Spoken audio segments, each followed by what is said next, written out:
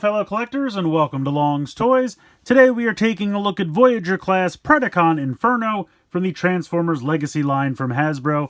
Pretty standard packaging, really nice artwork of the giant ant form here on the front. Then we have some really nice artwork of Inferno's robot mode over on this side. And then we have that kind of standard Decepticon picture we have on the side for all Legacy packages. And then we have not really anything going on the top or bottom. Spinning it around to the back, we have some nice stock photos of the robot mode and the ant mode.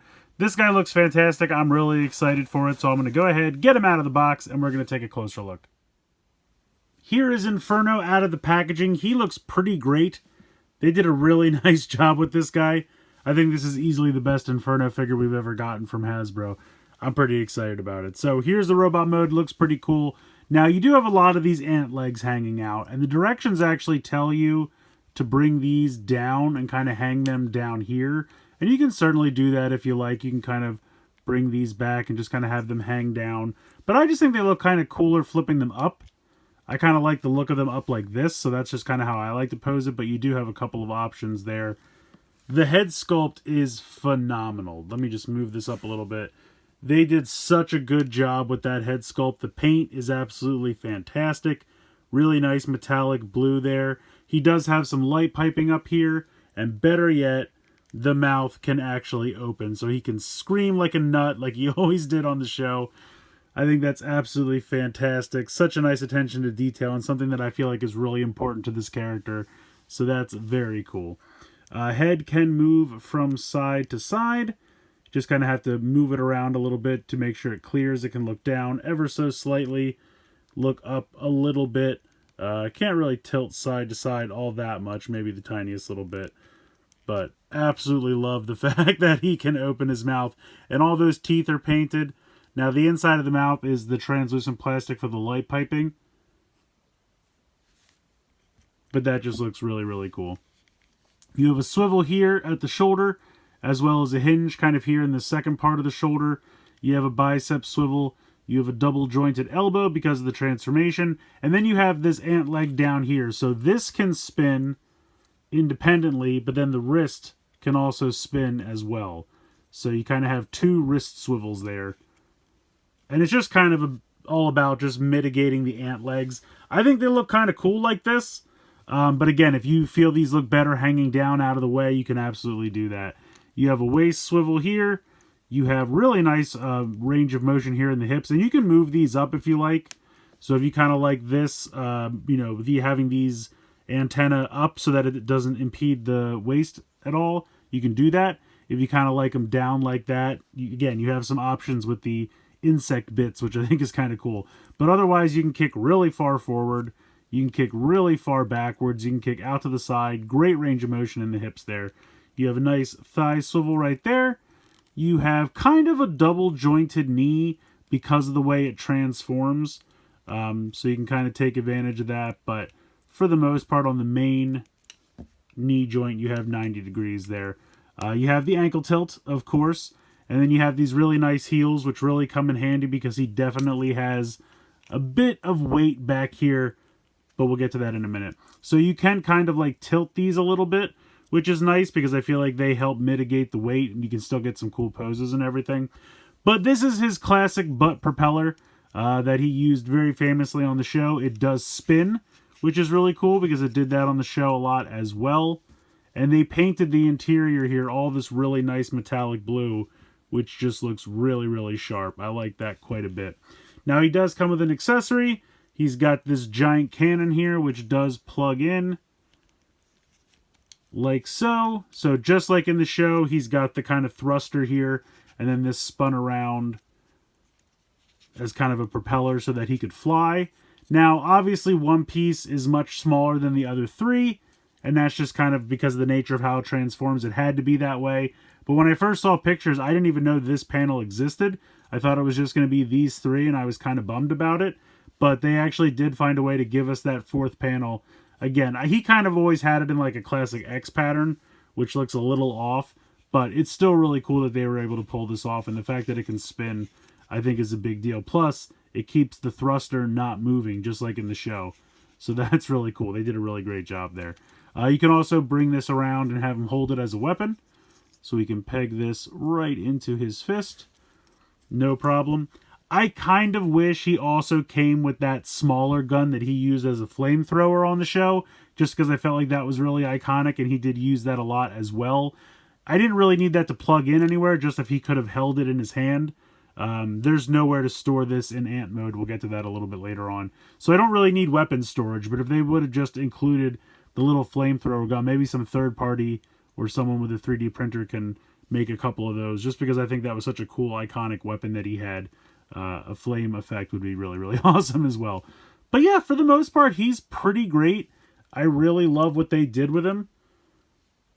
It's a bit of a bummer that there's kind of this ledge here, like from where the head sits to the front part of the chest.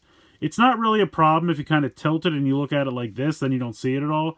But just right straight on, it's not a big deal, and don't get me wrong, it's not ruining the figure for me at all, but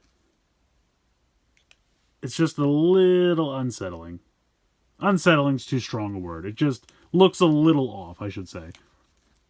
But I mean, when you take a look at all this fantastic paint applications, all of the blue inside the propeller, the head's beautifully painted, you have all this blue down here on the legs, the black, even on the inside here, the waist is painted.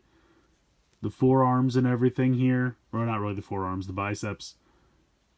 But he looks great. They really did a great job with this guy. I'm really excited to have Inferno. I never had him as a kid, and he was such a main character on the show that I always wanted one.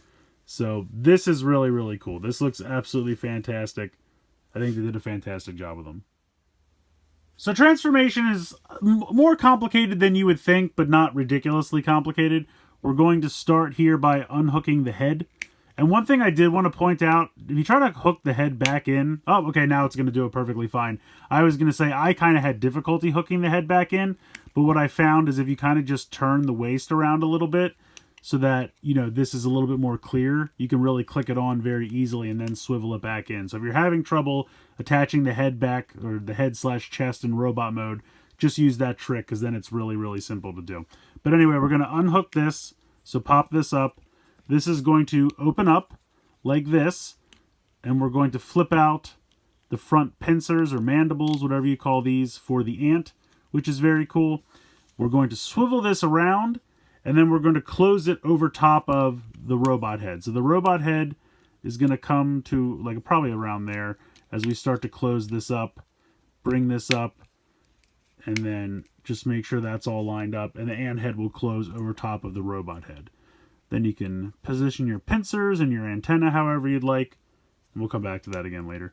But anyway, now we are going to kind of start to mitigate these ant legs. Now, if you have them up like I did, bring them down like this. And if you had them like this to begin with, then you're already set. We're going to take this, spin this up like so. We are going to fold the arms at that double elbow. Now, unfortunately, they don't peg into each other in any way. You don't really need them to, but it would have been nice just for a little bit more stability there, but it really should be fine.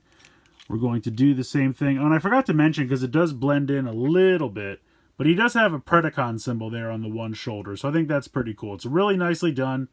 Nice purple there. Like I said, blends in a little bit with the paint for the rest of the arm, but it does look pretty cool. So we're going to spin this up. Do this like so. Make sure the hands are aligned. And you can see these large square peg spots right here. The little finger on the inside of the hand, the claw piece, is going to peg in there. So we're going to start to bring these in. And as we do this, we can spin the ant leg around to get that out of the way. And then we're also going to spin this part of the ant leg around like so. But you want to make sure that it does not affect the hands as you do this. So start to bring these in on these blue hinges here. Again, we're going to spin the ant leg around. We're going to spin this ant leg around to the other side. And you can see that there are these two tabs here that kind of need to peg into each other as we do this. So bring this in and peg those together. And then it's a little difficult to see what you're doing, but you can kind of see around these crack areas down here that we want to make sure that those fingers are pegging into those spots. I can see that this one is not in. There you go. And you'll kind of feel when they get in where they're supposed to. And I believe that's all in, and these are pegged together, so we should be good there. So there's kind of the front section of our ant. Let me zoom back out here. At this point, I just like to kind of bring this up as much as I can just to get it out of the way. We are going to spin him around 180 degrees at the waist. Just make sure everything's clearing when you do that. Then we're going to come down here to the legs. We are going to flip up the feet, which will come around, and then there's these tiny little pegs, tabs really, right here, which are going to go into these tab slots right here on the feet. So this is going to come up and bend and peg in like that. So do this again, straighten this out, bring this around, and then we're going to peg that in there like so.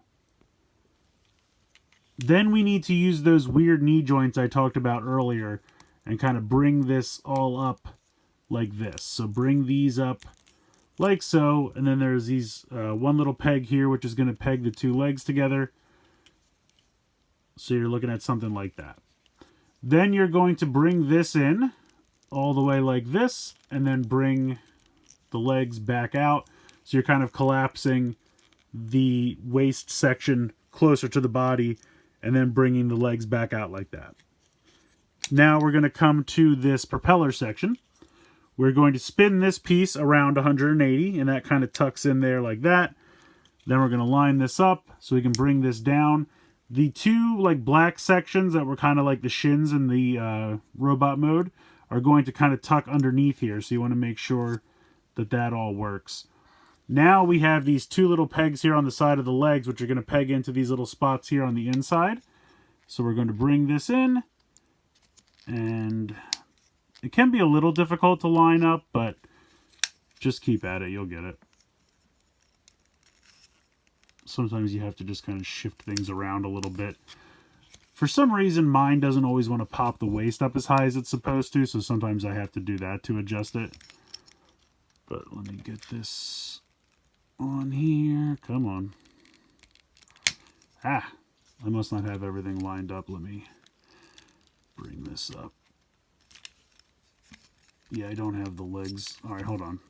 Disconnect this. Try it again.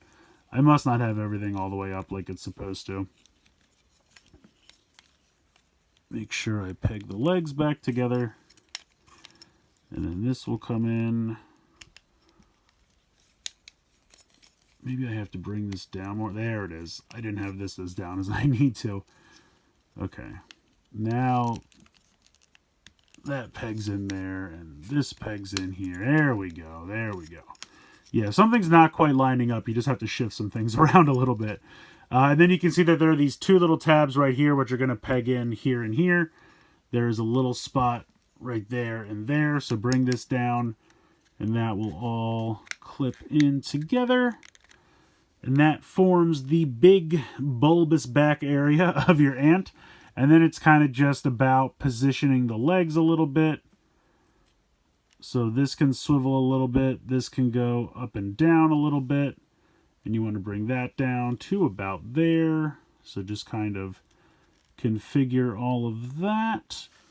And there we go. There is our ant. Sometimes the back legs don't want to stay where they should be for mine, but it's just about moving it around and distributing the weight a little bit.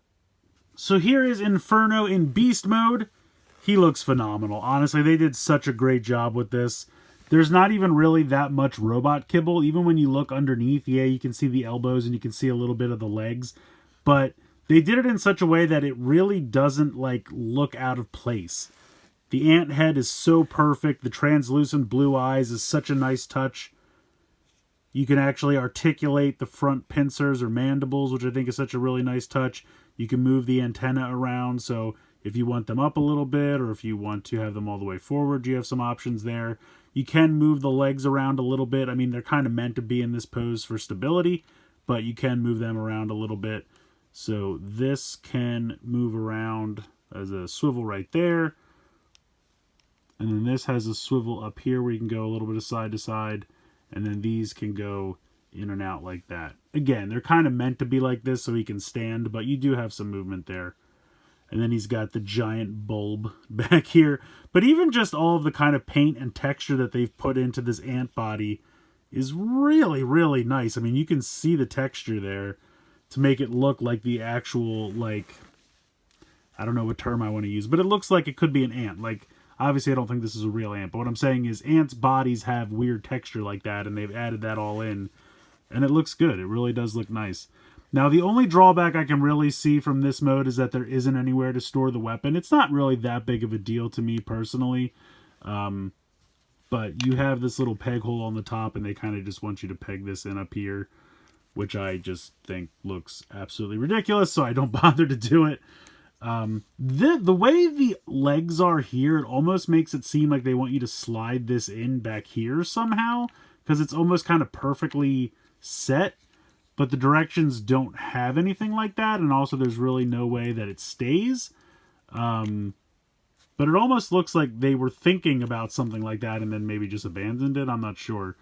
But sometimes the back legs start to buckle on me, which is kind of a bummer. But for the most part, he looks pretty great. I think it did a really great job with the ant mode. I think Inferno is just a wonderful figure. They did a really great job with this guy. The robot mode looks amazing. That head sculpt just oozes personality. They absolutely nailed it. The fact that the jaw is articulated and can open and close is a huge plus. I mean, this character on the show was always shouting at someone, so that's just a fantastic little detail that they included there. But even just all the articulation, all the paint applications they put on this guy, the way they handled the propeller in the back, you can peg the weapon in there. It can actually spin just like on the show. They really nailed it. I mean, there's really not too much to complain about with this guy. The ant mode also looks fantastic. The transformation is fun, not too overly complicated, not too simple. The only thing, like I said, if I was nitpicking at all, the only thing I would ask for is that flamethrower secondary weapon that he did have on the show.